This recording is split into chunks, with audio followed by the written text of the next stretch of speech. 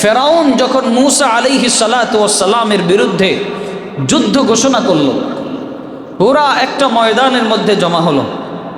ফেরাউন ঘোষণা দিল মূসা হচ্ছে জাদুঘর। বলেন আল্লাহর নবী কখনো জাদুবিদ্যা অর্জন করতে পারে? জাদু তো হচ্ছে শয়তানের শিক্ষা। শয়তানের শিক্ষা কিভাবে একজন নবী অর্জন করে? একজন নবী তো কখনো শয়তানের শিক্ষা অর্জন করতে পারে না। মূসা আলাইহিস সালাতু ওয়াস সালাম তিনি বললেন ঠিক আছে, ময়দানের মধ্যে আমরা সবাই জমা হব। যেই না ময়দানের মধ্যে জমা হতে গেল, ময়দানের মধ্যে জমা হওয়ার পর একদিকে ফেরাউনের বাহিনী, আরেকদিকে মূসা নবীর বাহিনী। মূসা নবীর বাহিনী একদিকে, ফেরাউনের বাহিনী আরেকদিকে। এখন ফেরাউনের বাহিনী ফেরাউনকে জিজ্ঞেস করে, আচ্ছা মহারাজ বলেন তো, যদি আমরা বিজয়ী হই আপনি আমাদেরকে কি পুরস্কার দিবেন? মানে আমরা যে আজকে আপনার জন্য লড়ব, আপনার জন্য লড়ার পরে আপনি কি পুরস্কার আমাদেরকে দিবেন, আমাদেরকে একটু বলেন। কোরআনের মধ্যে আল্লাহ রাব্বুল আলামিন বলেন, তখন ফেরাউন উত্তর দিয়েছিল ইন্নাকুম ইযাল লামিনাল মুকাররাবিন।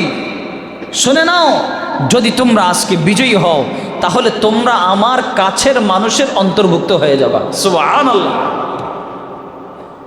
একটা মানুষের কাছের মানুষ যদি হওয়া যায়, বলেন আর কিছু লাগে? তার কোনো পদ পদবি লাগে? একজন মানুষ পদে পদে পদে পদে সে উন্নত, আরেকজন মানুষের কোনো পদ নাই, এমপি সাহেবের সাথে গলায় গলায় খাতির। বলেন ওই পদওয়ালা ব্যক্তি যতটুকু সুযোগ সুবিধা পাবে, আর যে ব্যক্তি গলায় গলায় খাতির ওই ব্যক্তি সুযোগ সুবিধা কম পাবে না বেশি পাবে? এই জন্য মানুষের কাছের মানুষ হতে পারা এটা অনেক বড় বিষয়। এরকম এক বাদশা ছিল, বাদশার একটা কালো বান্দি ছিল। বাদশা খালি কালো বান্দিকে ভালোবাসে, কালো বান্দিকে মোহাব্বত করে। এখন মানুষরা সবাই বারবার বলছিল এই বাদশার কি মাথা খারাপ, এই কালো বান্দিটাকে বাদশা মোহাব্বত করে, এটাকে ভালোবাসে, কত সুন্দরী সুন্দরী রমণীরা রয়ে গেছে, বাদশা ওইদিকে ফিরেও তাকায় না, বাদশা খালি এই কালো মানুষটার প্রতি তার প্রেম তার ভালোবাসার মধ্যে সে লিপ্ত। এবার বাদশা বলল ঠিক আছে, তাহলে তোমাদেরকে বোঝাই কেন আমি এই কালো মানুষটাকে ভালোবাসি। বাদশা পুরা রাজ দরবারে সবাইকে ডাক দিলেন, স্বর্ণ গহনার খাজানার যে মালিক তাকে বললেন চাবি নিয়ে আসো।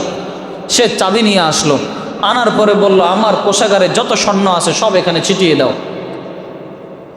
সবগুলো স্বর্ণ ছিটিয়ে দেওয়া হলো। এরপরে বলল তোমরা আজকে যে যা নিতে পারবা নিয়ে নাও। মানুষ তো যে যেভাবে যা পারছে সব নিয়ে খালি পকেটে ঢুকাচ্ছে, ব্যাগের মধ্যে ঢুকাচ্ছে, যে যত পারে স্বর্ণ নিচ্ছে। আর ওই কালো বান্দিটা কি করলো? কালো বান্দিটা এসে বাদশার এই কাঁধের মধ্যে হাত রেখে দাঁড়িয়ে আছে। বাদশাহ আজকে ঘোষণা দিয়েছিল আজকে যেই ব্যক্তির হাত যেই স্বর্ণের মধ্যে পড়বে, যেই জিনিসের মধ্যেই পড়ুক না কেন, ওই জিনিসটা আজকে তার হয়ে যাবে। তো মানুষ চিন্তা করলো যে ঠিক আছে, স্বর্ণ আজকে যার যার হাত স্বর্ণে পড়বে সে ওইভাবে সেটার মালিক হয়ে যাবে। এখন সবার স্বর্ণ নেওয়া শেষ, আর সবাই বলে দেখো এই কালি, এমনি তো কালি, আবার বুঝবুদ্ধি বলতে কিচ্ছু নাই। এমন সুযোগ কি জীবনে আর কখনো আসবে যে যেটা ধরবে সেটার মালিক হয়ে যাবে? আজকে সে স্বর্ণ না কুড়িয়ে বাদশার সামনে বাদশাকে ধরে দাঁড়িয়ে আছে, সে এমন একটা ভাব নিচ্ছে যে হ্যাঁ সে বাদশার অনেক বেশি কাছের, অনেক বেশি প্রয়োজনীয় জিনিস বাদশার, তার স্বর্ণ গহনা লাগে না। একটু পরে যখন সবার নেওয়া শেষ, এবার বান্দি বলে উঠলো, বান্দিকে জিজ্ঞেস করলো তুমি আজকে স্বর্ণ কেন নিলা না, তুমি একটু ব্যাখ্যা করো। বান্দি তখন এই কথা বলল, আচ্ছা বাদশাহ আপনি যে ঘোষণা দিয়েছিলেন আপনার ঘোষণা ঠিক আছে কি না? বলে হ্যাঁ আমার ঘোষণা ঠিক। বলে আপনি যে ঘোষণা দিয়েছিলেন আজকে যে যেই বস্তুর উপর হাত রাখবে সেটা তার হয়ে যাবে, এই ঘোষণার উপর আপনি অটল আছেন কি না? বলে হ্যাঁ আমি অটল আছি। তাহলে বলে বাদশাহ দেখেন তো আমার হাতটা কোথায় আছে। দেখে বান্দির হাতটা বাদশার কাঁধের উপর আছে। বলে আজকে যতজন মানুষ স্বর্ণকে ধরেছে, স্বর্ণের উপর হাত রেখেছে, প্রত্যেকটা স্বর্ণ হয়ে গেছে বাদশার, আর আমি যেহেতু আমার হাতটা আপনার কাঁধের উপরে রাখলাম আপনি হয়ে গেছেন আমার। এবার বলেন বাদশাহ যেহেতু তার হয়ে গেছে, এখন সে ঘোষণা দিল বাদশাহ যেহেতু আমার, আমি বাদশাকে যা বলবো বাদশাহ তা শুনতে বাধ্য। আপনি ঘোষণা দেন যতজন যত স্বর্ণ কুড়িয়েছিল সবগুলো স্বর্ণ ফেরত দিতে। সাথে সাথে ঘোষণা দিল যতজন যত স্বর্ণ কুড়িয়েছে সবগুলো ফেরত দাও। সবাই স্বর্ণ ফেরত দিয়ে দিল। কিন্তু বাদশাহ ওই বান্দির, ওই কালো যে বান্দি ছিল তার রয়ে গেল। এর পরবর্তীতে বাদশাহ বলল, এবার তোমরা বুঝেছো কিনা আমি কেন তাকে এত ভালোবাসি, কেন এত মহাব্বত করি। মূলত ভালোবাসা অত চেহারা দিয়ে হয় না, ভালোবাসা মানুষের আখলাক দিয়ে হয়, চরিত্র দিয়ে হয়। চেহারার সৌন্দর্য আজীবন থাকে না, আখলাকের সৌন্দর্য মানুষ মৃত্যুর পরেও থাকে। এই জন্যই তো মানুষ বলেন, এমন জীবন তুমি করো হে গঠন, মরিলে হাসিবে তুমি কাঁদিবে ভুবন। এমন জীবন করো তুমি হাসতে হাসতে মৃত্যুবরণ করবে, আর জগৎবাসী অশ্রুসিক্ত হয়ে যাবে, অশ্রু ঝরাবে আর বলবে, হায় একটা ভালো মানুষ ছিল দুনিয়ার থেকে চলে গেছে। ঠিক তেমনি ভাবে মানুষের কাছের হতে পারা এটা সবচাইতে বড় বিষয়, নেতা নেত্রীদের কাছে হতে পারা সবচাইতে বড় বিষয়। আপনি দেখেন না, একটা নেতা আসতে দেরি, যুবকরা আস্তে করে দৌড় দেয় আর বলে, স্যার একটা সেলফি তুলে।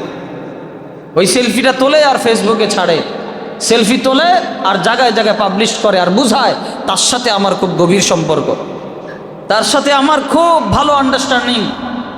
এটা দিয়ে অন্যদেরকে ধমক দেয়, খবরদার বেশি উলট পালট করিস না, দেখ অমুক নেতার সাথে আমার ছবি, তমুক নেতার সাথে আমার ছবি।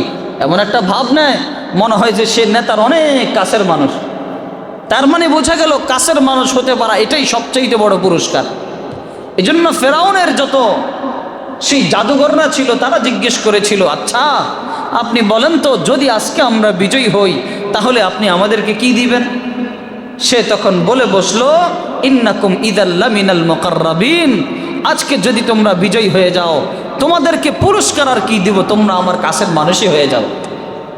ঠিক তেমনি ভাবে আল্লাহ রাব্বুল আলামিনের কাছে যেতে পারা এটা পৃথিবীর সবচাইতে বড় নিয়ামত। আল্লাহর নৈকট্য হাসিল করা এটা পৃথিবীর সবচাইতে বড় বিষয়। যে ব্যক্তির আল্লাহ হয়ে গেছে, সারা পৃথিবী যদি ওই ব্যক্তি থেকে নারাজ হয়ে যায়, বলেন তো ওই ব্যক্তির কোনো সমস্যা হবে? কারণ আল্লাহই তো তার আছে।